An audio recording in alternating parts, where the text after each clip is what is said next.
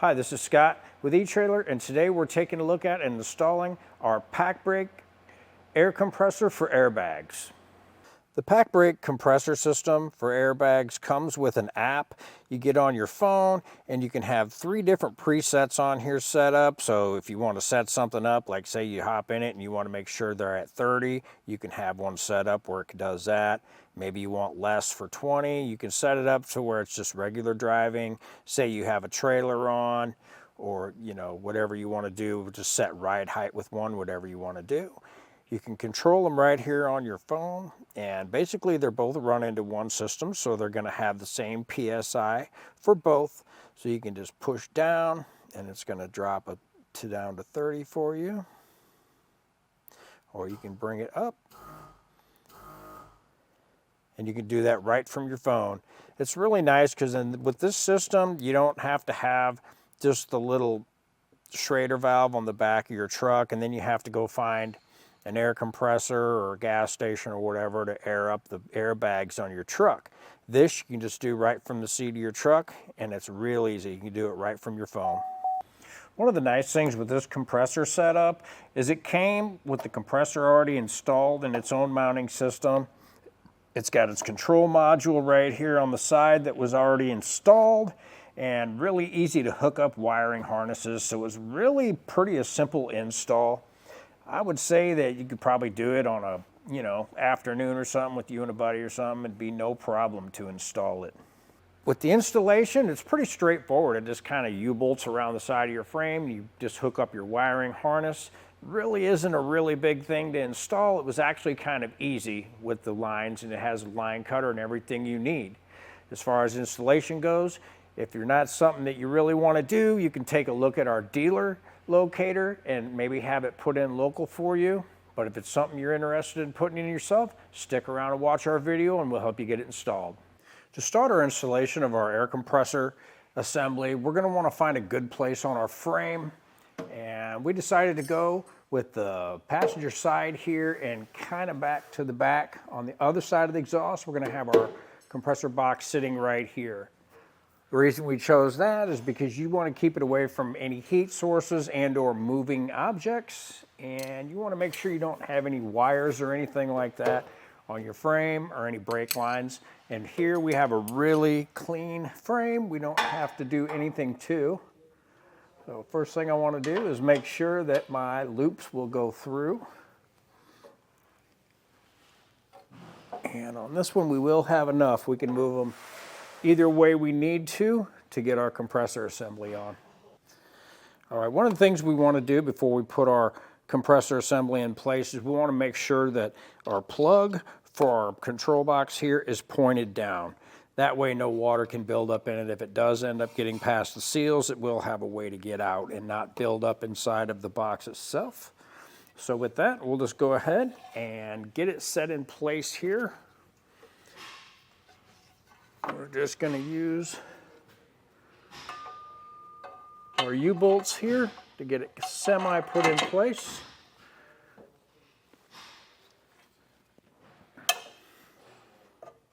And just run them through the holes on your compressor assembly here.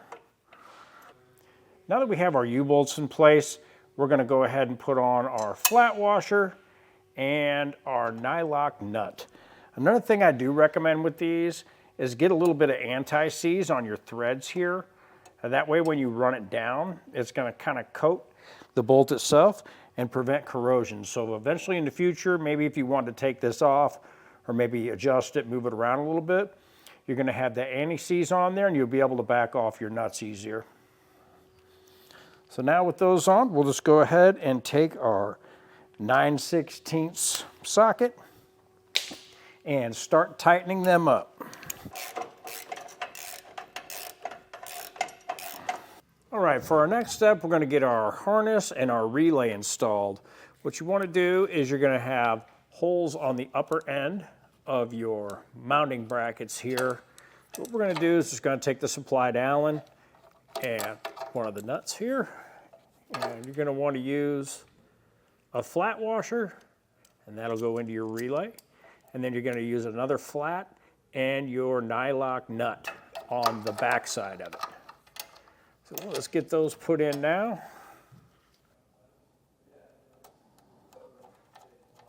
All right, now that we have our relay put in place, we just want to pull our wires up through. What we did is we went ahead and pulled them up through instead of coming from underneath, because we do have a relay at the top and it is semi-short here. So we're just going to look for our corresponding plugs, and you can see we have little tabs here on the end of this one. We have place for tabs on the end of this one and our clip end. So we're just going to plug in the end of our plug here. And you may have to push kind of hard to get that to come together. You'll hear it click. And take our other wire here. And same thing, just look for the end that has your little tab and your clip here. And just match those up. And click it together. Now we have our plug down here on our control box, and we're just going to take our corresponding plug for that, and we have a clip end here and our clip side. We're just going to plug it straight into our box. Now that we have everything plugged in here at our compressor, what we'll do is we'll take our long part of our harness that we have here, and we're going to try and tuck it up in there the best we can. Find a good location to run it so it's out of the way. And we'll just run that all the way up into the front. And our goal is to get to the battery under the hood. Now that we found out where we want to run our wire and we kind of loosely have it in place, I'm going to come back through with zip ties and just kind of get it strapped in place so it don't end up hanging down or anything like that. So I'm just going to tie it through the frame here and zip tie it tight, and that's going to keep it from falling or anything like that, moving around or touching anything or getting chafed. So just a little added security. The way I routed these is I went up through and I just ran through this little loop. I just looped zip tied through here, got a good solid thing here. I did have an existing line that was hanging down, so I went ahead and zip tied that through too. Kind of laid it up on top of the frame here to get it up out of the way, and I followed along with the existing line that was up here. And here I went all the way through the frame, through here to the other side, pulled it through, and zip tied it around the top. And same thing with here, we did the same thing. Then I just ran it through here, and I ran it under a wire to keep it up off of things, and then I ran it up back by the firewall here, and as soon as we get it back down on the ground, I'll pull the wire up and we'll work our way over towards the battery. So now on the passenger side here, we did run our wire up in just far enough where I can grab it. So I'm going to pull our harness up and through, and when I do that, I want to pay close attention to where our exhaust is here. So what I'm going to do is I'm going to tie up to the factory wiring here, and then I'm going to work my way up and out and away from the exhaust as much as I possibly can. And the main thing is you just want to keep it away from any heat sources. So I'm just going to zip tie off of this one right here. Then I'm going to come up to here and we're going to work our way across the firewall that way and then over to our battery. So now once you get your harness looped over to the battery here, you're going to want to figure out how much wire you want to keep and how much you want to get rid of. It's a good idea not to go too short on it because you want to have some left over that you can tuck away, and you want to make sure that you have enough wire to work with. So what I'm going to do is just kind of pull my harness out to where I see where I'm going to have enough, and then I'm just going to cut my wires off where I know I'm still going to have enough left so I have some to work with. Now I'll go ahead and take my wire strippers and just strip off all my wires.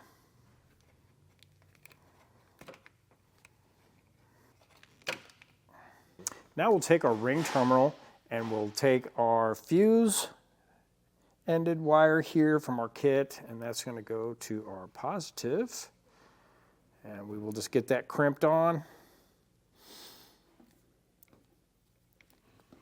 I want to get it on there really good and solid. I'm going to do that. Just want to give it a little pull and we'll give it a little more of a crimp. Now we will take one of our butt connectors here, and this is the heat shrink style. So we'll be able to get a good seal on this one when we hit it with heat. We'll get that crimped on.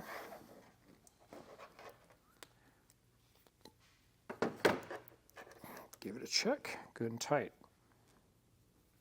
Now we'll find the thickest wire that we have coming out of our harness.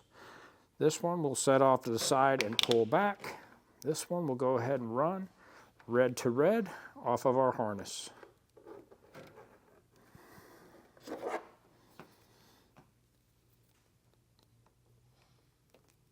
Now we'll just take another ring terminal out of our kit and we'll run it to the negative side out of our harness and get it crimped in place. And make sure it's good and tight. Now we'll just heat up our butt connector and we'll get that to shrink up around that wire. That's going to give us a good waterproof connection. Another nice benefit to it is it also helps hold the wire in place as well. Now we'll just get our battery post undone here. Go ahead and get it broke loose.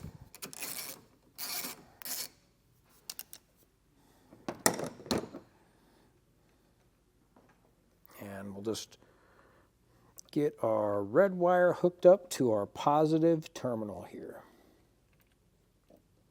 Now we'll do the same thing with our black wire. We'll get it run to our negative terminal here. Just a quick note, be sure when you're doing your positive terminal that you don't touch anything metal to metal contact, like say your wrench or whatever you're using to take your terminal loose. Just make sure you don't touch anything metal and ground out, because you will make some sparks and possibly short something out.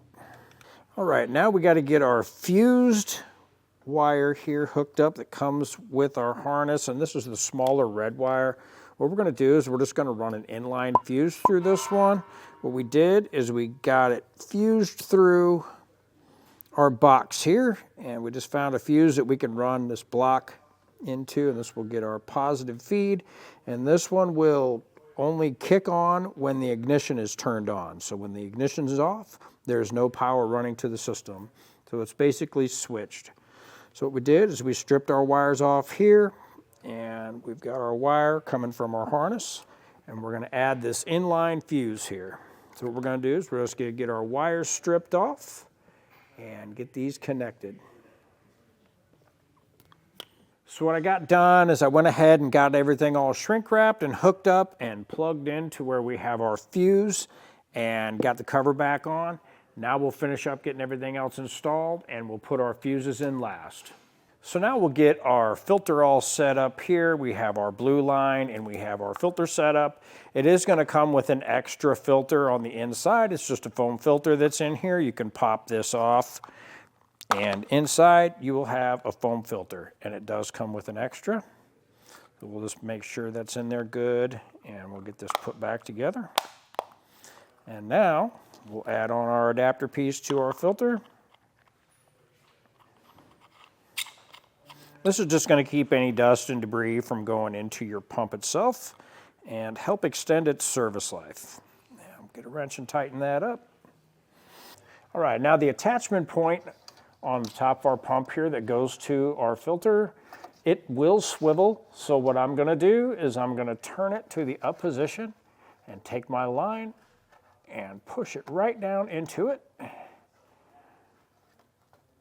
And get it to seat, and it will automatically lock in place. Now with that, I'm running that out the top of the unit that way, and I'll be able to run right along where we had our line, and I'll just run some ties along here, some wire ties, and with the wire that we hooked up before, and I'll run it as far up into the hood compartment as I can with the filter itself. That way it's up in clean air and it won't be in any kind of road debris. So now we'll get our airline all set up, and we're just going to tee into our existing airbag system. We've got a dual pass system on it now, so we teed into it and turned it into a one pass. What that is going to do is it's going to have all of our lines hooked together. So what we're going to do is we're going to go up in here and we're just going to get a T set up. We're going to find a good location. We want to get into our line. Now we're just going to take our included line cutter and we're going to snip our hose we have here, and we're just going to get a T installed. We'll get one end put on here, and all this is going to do is allow us to link up both of our airbags and then run to our compressor. So now we'll just get our other T on there. Now we can set it up to where we run our main line that comes off of our compressor. All right, now we just need to find a good place to run our main line that goes to our compressor here. So I found a spot where I can go directly through the frame. So that's going to give it a good support point and be a good solid location. Just make sure you don't get no dirt up in the end of your hoses when you do install them. And for our outlet port coming off of our compressor system here, we have a place right here. We're just going to push our line right into that. Just push it in. You'll kind of feel a click and feel it go into place. You can give it a little tug and make sure you're good. Just make sure you get it seated in there really nice, and we'll continue to run our line. Now that we have our line all pulled back where we want to put it over the frame here, what we're going to do is we want to make sure that our line here does not come up and touch the exhaust. So what I'm going to do is just run a wire tie through here, and I have a little bracket here that I'm just going to tie off on. That way it's going to put pressure on that line to pull away from the exhaust. And when I get it close to where I want it, I'm going to hold it right there. That way it'll keep our line away from our moving parts like our shock and our exhaust here. We don't want the heat on it. So now that we have it where we want it, we're just going to leave a little bit of extra line, come back with our cutter, and we will cut it to fit. Quick snip, and we will pop in our line, make sure we get it seated all the way down, give it a little quick pull. Make sure everything's locked in place. One thing I like to do too is once I get them all pushed in place, I like to pull back on that collar, and that's also going to help lock it in. Now where we have our small red wire here, we're going to run our 10 amp fuse in. And just get that in place. Sometimes it can be a little tricky.